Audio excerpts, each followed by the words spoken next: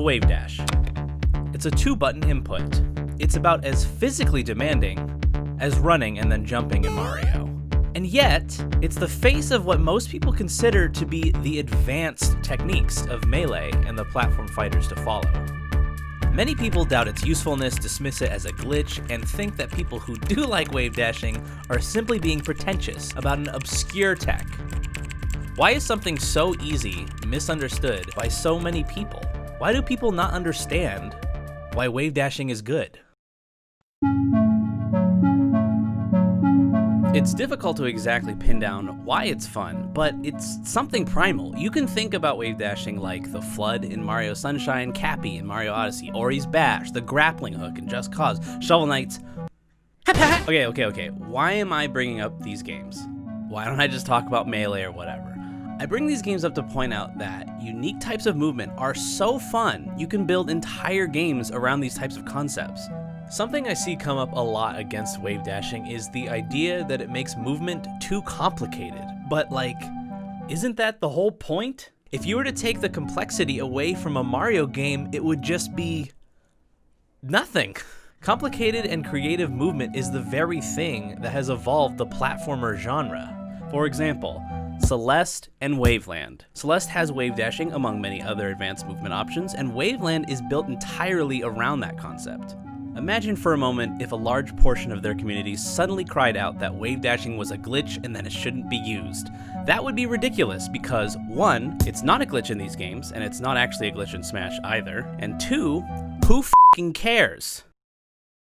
Even if it was a glitch, why should I stop? Isn't the point of a game, you know, to have fun? If this is obvious to you, I'm sorry. It just seems like whenever I see discussions about this, it feels like people forget the main reason we want to wave dash in the first place. Some people argue that wave dashing isn't fun because it's too hard, unbalanced, or is a mechanical barrier for players.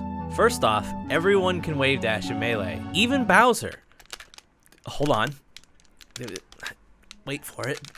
There, see? Okay, so the difficulty of wave dashing does differ between characters, but just because it can be difficult for some doesn't mean wave dashing as a concept is bad. It doesn't mean you should remove it. Shouldn't that mean you just buff it so that it's easier for everyone? And that's exactly what basically every platform fighter to include wave dashing after Melee did. Wave dashing is a fundamental and unique way to interact with the world of the game, and if you took it away, it would remove a core part of the identity of how you move around the world. It's satisfying in and of itself, it allows so many options, so many possibilities, so much. So in this section, we're going to actually touch on why wave dashing is good from a technical point of view.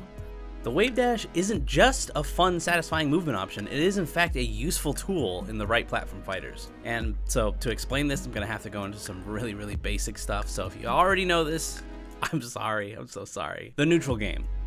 You know what that is, right? Please tell me you know what that is. If you throw out attacks or sacrifice positioning, you can lose the neutral game. This is why, in a lot of situations, doing basically nothing is actually really powerful. Think about it in terms of options. When you're not doing anything, your character can jump, shield, attack, move, etc. You have a lot of options. But when you pick many of these options, suddenly, the available options afterwards shrink because you're now committed.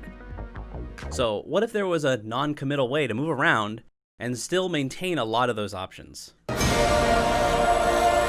With the wave dash, you're essentially moving while standing still, maximizing your options while only sacrificing a few frames in order to reposition. Now it's at this point I feel like some people might make the argument, Adam, you can just pivot and do things out of dash in Ultimate, so that's like the same thing as wave dashing, right? No. Let's take a look at Rivals of Aether. In this game, you can do the same things, if not actually more things out of dash than in Ultimate. And yet, wave dashing is still used at a top level. For starters, let's look at platforms. Wave dashing and wave landing not only makes it easier to navigate and move around platforms, it actually enhances the usefulness of platforms, giving the player even more options than on the ground. What a perfect tool to have in a, you know, platform fighter. Looking again at top level rivals play, even on the ground, you'll still see wave dashing being used. And besides the freedom it allots the player, I think another reason it's good is because it's reliable and easy. The distance of a wave dash is very easy to manage and keep consistent versus the distance of running around and trying to account for your dash. Also, in many cases, wave dashing is faster than running. Now, could you cactar dash or position yourself in a different way? Yeah, and it might even be slightly more optimal, but if wave dashing isn't that much worse, then it can actually, in a sense, be better in the long run. The consistency and reliability allows the player to not have to spend as much time worrying about their spacing, which allows them to focus on their opponent and their next step in the fight. And again, it looks fucking cool.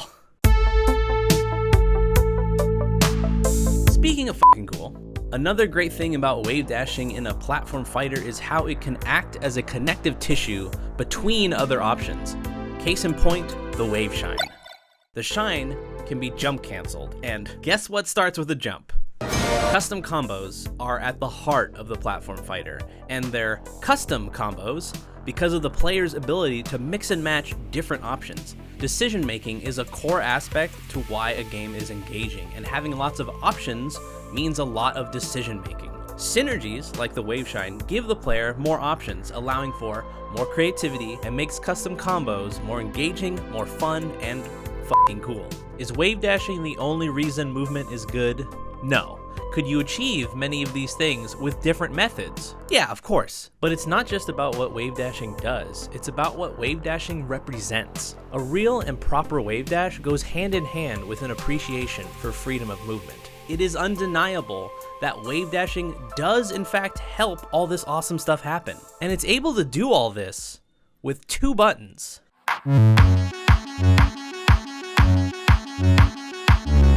There is not a single reason wave dashing is good, there are a lot of reasons. So many reasons that I'm absolutely sure I did not cover everything in this video. And I think that's why we see wave dashing crop up again and again in newer platform fighters. There's just so much to explore. Wave dashing is fun and in a lot of ways is as integral to movement in a platform fighter as unique movement options are to their own games. Wave dashing is very useful and gives a game a lot of depth and freedom for how the player can express themselves in a fight. And you can always depend on it. So when wave dashing offers all of these great things, why are there so many people that don't like it? People that clearly don't understand it. I think the main thing is a lack of tutorialization. Besides a few indie examples, the games that have wave dashing don't demonstrate to their players how or especially why they should use it. And this is the main reason I believe wave dashing is considered advanced and not for casuals, even though input-wise, it's actually very easy.